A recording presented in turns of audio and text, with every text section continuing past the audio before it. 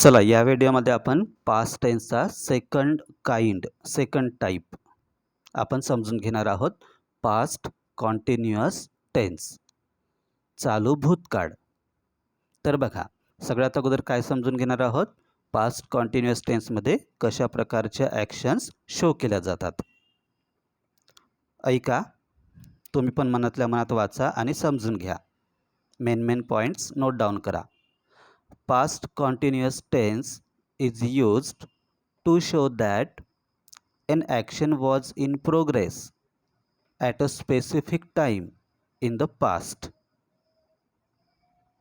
बघा, an action was in progress.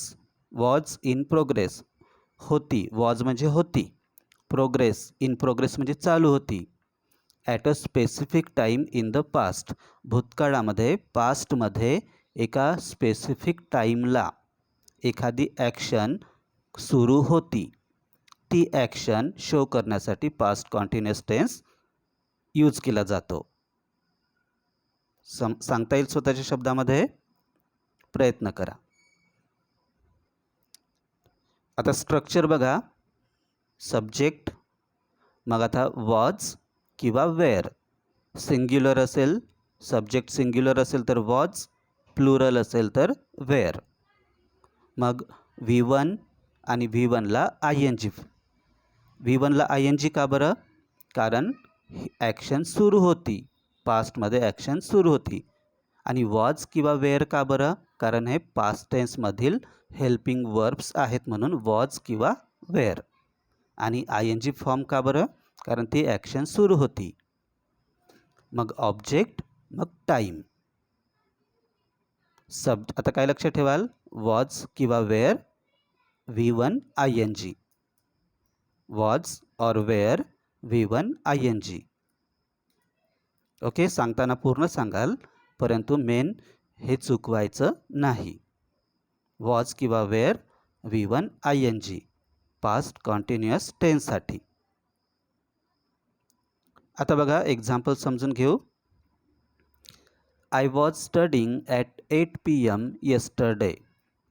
आता बघा, भूतकाळातला काळ कोणता, म्हणजे भूतकाळातला वेळ कोणता? येस्टरडे, काल. आणि स्पेसिफिक टाईम कोणता? 8 PM. पास्टमधील एका स्पेसिफिक टाईमला ॲक्शन सुरू होती. कोणती ॲक्शन सुरू होती? मी अभ्यास करत असल्याची ॲक्शन सुरू होती. समजलं हे सेंटेन्स कसं बनलं? I was studying at 8 PM yesterday. मी काल रात्री 8 वाजता अभ्यास करत होतो. नेक्स्ट, आता समजून घ्या तुम्ही. She was reading a book at that time. She was reading a book at that time. They were playing cricket at 5 PM. They were playing cricket at 5 PM. We were meeting our friends at 6 PM. We were meeting our friends at 6 PM. I was cooking while my brother was doing homework. पास्टमध्ये सोबत घडणाऱ्या दोन गोष्टी. बघा, मी cook करत होतो तेव्हा माझा brother homework करत होता.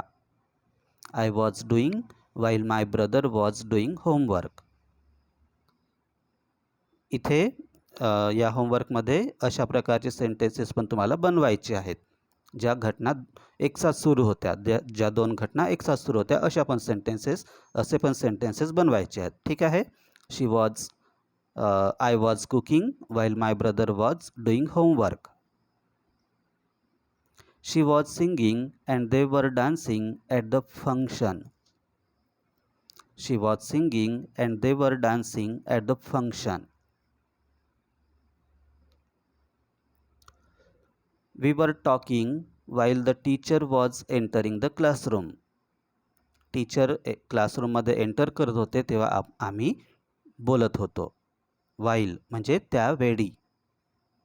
We were talking while the teacher was entering the classroom. I was sleeping when the phone rang. I was sleeping when the phone rang. They were watching TV when the electricity went off. They were watching TV when the electricity went off. She was writing an email when her friend called her. She was writing an email when her friend called her.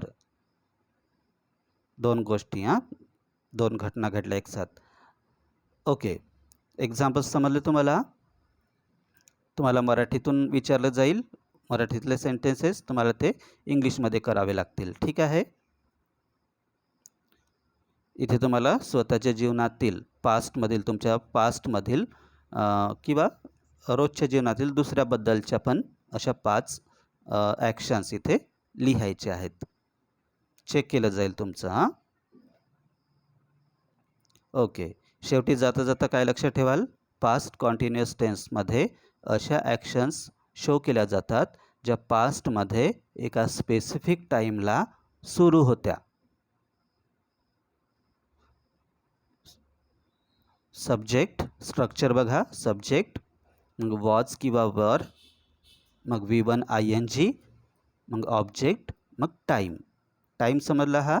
Time म्हणजे इथे yesterday 8 PM yesterday, at that time, at 5 PM हा झाला तो time. Example समजून घ्या, व्यवस्थित लिहा तुमच्या नोटबुकमध्ये आणि इथे स्वतःच्या जीवनातील 5 एक्झाम्पल्स तयार करा.